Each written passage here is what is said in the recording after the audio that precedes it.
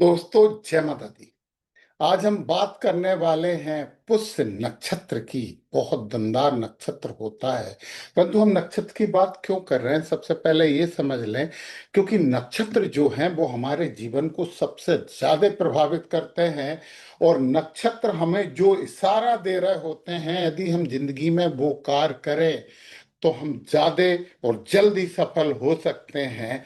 और नक्षत्रगत यदि हम उपाय अपना लें तो हमारी जिंदगी में शुभता निश्चित ही बढ़ेगी। तो मैं बात कर रहा हूं पुष्य नक्षत्र की, जिसे पुष्य भी कहा जाता है। ये नक्षत्र ऊर्ध्वमुख नक्षत्र होता है, यानी जमीन और जमीन से ऊपर वाले कार्य इस नक्षत्र में बहुत शुभ होते हैं। इस नक्षत्र में यदि आप जन्मे हो तो आप रजत पाद में जन्मे हो, बहुत अच्छा पाया होता है। और इसकी जड़ी जो है वो अपामार्ग होती है। और यदि आपने पुष्य नक्षत्र में जन्म लिया है तो आपको तेल और अन्न का दान करना बहुत लाभ देने वाला है। चलिए, इस नक्षत्र के बारे में पूरी तरीके से हम समझते हैं। तो सबसे पहली बात यह है कि इस नक्षत्र को नक्षत्रों का राजा कहा गया है। पता क्यों? क्योंकि इस नक्षत्र के स्वामी होते हैं शनि महाराज और देवता होते हैं बृहस्पति गुरुदेव। गुरु की क्षमता और शनि की कर्मठता दोनों इन नक्षत्र वालों को प्राप्त होती है। यह नक्षत्र शक्ति देता है पर शोर नहीं करता, चुपचाप अपना काम करता है। ये पोषण देता है परंतु अहंकार बिल्कुल नहीं दिखाता। जहाँ पुनर्वसु नक्षत्र नव निर्माण करता है, पुनर्निर्माण करता है, वहीं पुष्य नक्षत्र उस निर्माण को एक स्थायी साम्राज्य में परिवर्तित कर देता है। गाय का दूध पूजा सामग्री आपके लिए बहुत शुभ है। और इस नक्षत्र का जो आराध्य वृक्ष होता है वो होता है पीपल। आपको पीपल के पेड़ की पूजा करनी चाहिए। प्राणी बकरी है, पक्षी कोयल है।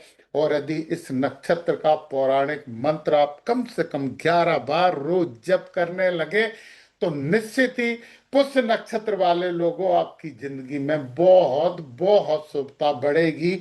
वंदे बृहस्पतिम पुष्य देवता मानुषा कृतिम सर्वाभरण संपन्नम देव मंत्रेण मादरात।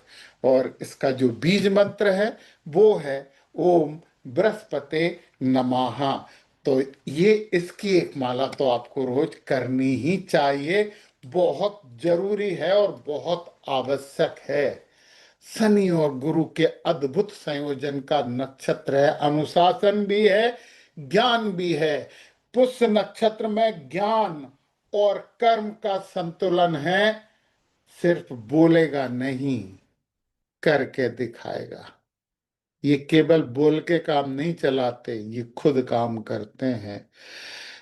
ये ये जो पुष्य है ना, पोषण पोषण नक्षत्र है।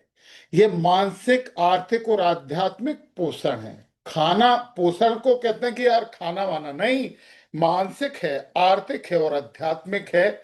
ऐसा पोषण है। ये लोग परिवार को संभालते हैं, टीम को मजबूत करते हैं और कई संस्थाएं खड़ी कर देते हैं। ये जल्दी प्रसिद्ध नहीं होते हैं पर धीरे धीरे ये बहुत ऊपर जाते हैं। सक्सेस थोड़ी लेट मिलती है परंतु संपत्ति स्टेबल होती है। और लॉन्ग टर्म रिस्पेक्ट ये लोग प्राप्त करते हैं। ये पुष्य नक्षत्र की बात कर रहा हूं मैं।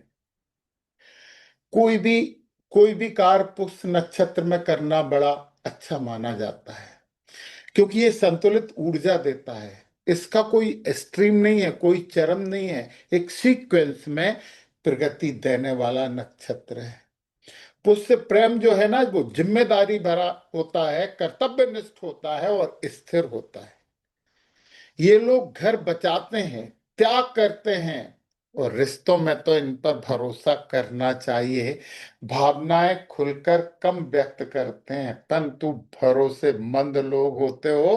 पुष्य नक्षत्र वाले जात को आप भरोसेमंद होते हो, धन मिलेगा, सेवा से मिलेगा, संस्थागत कार्य से मिलेगा, बड़े नेटवर्क से मिलेगा। आप इंडिविजुअल ईगो से नहीं, सिस्टम से कमाई करते हैं, सबको साथ लेके चल के कमाई करते हैं। हाँ, आपका एक दोस्त भी है, ज्यादा ही जिम्मेदारी उठाने की कोशिश करते हो, कई बार वो सीमा से ज्यादा हो जाती है, कई बार अपने आप को नेग्लेक्ट करके दूसरों के लिए कार्य करने लगते हो, और इमोशनल एटीट्यूड भी कभी कभी आपको दिक्कत दे सकता है, इससे हेल्थ इशू हो सकते हैं। पुष्य नक्षत्र को यदि हमें संतुलित करना है, गुरुवार और शनिवार, या नहीं, गुरुवार और शनिवार पीपल और तुलसी माता दोनों को जल चढ़ाइए, ओम बृहस्पति नमा का 11 बार जप करिए, और किसी भूखे को भोजन करवा दीजिए। आपकी पोषण शक्ति मल्टीपल हो जाएगी, कई गुनी हो जाएगी। पुष्य नक्षत्र आशा से स्थिरता की तरफ बढ़ता है। ये एक सीक्वेंस में काम करने वाले होते हैं। पुनर्वसु फिर से अवसर देता है, परंतु पुष्य एक सीक्वेंस में प्रोग्रेस करता है और जीवन सुरक्षित रहता है। ये पुष्य नक्षत्र की विशेषता है। कौन कौन से व्यवसाय आपको करने चाहिए जिनमें आपको 100% सफलता मिलेगी, और मिलेगी ही, क्योंकि कर्मठ और ज्ञानी तो आप हो ही। शिक्षा और मार्गदर्शन क्षेत्र, क्योंकि ज्ञान को संरचना में बदलना आपकी विशेषता है। प्रशासन और सरकारी क्षेत्र, किसी भी सिस्टम को चलाना आपकी शक्ति है, आपकी दम है, सिस्टम चलाना जानते हो आप।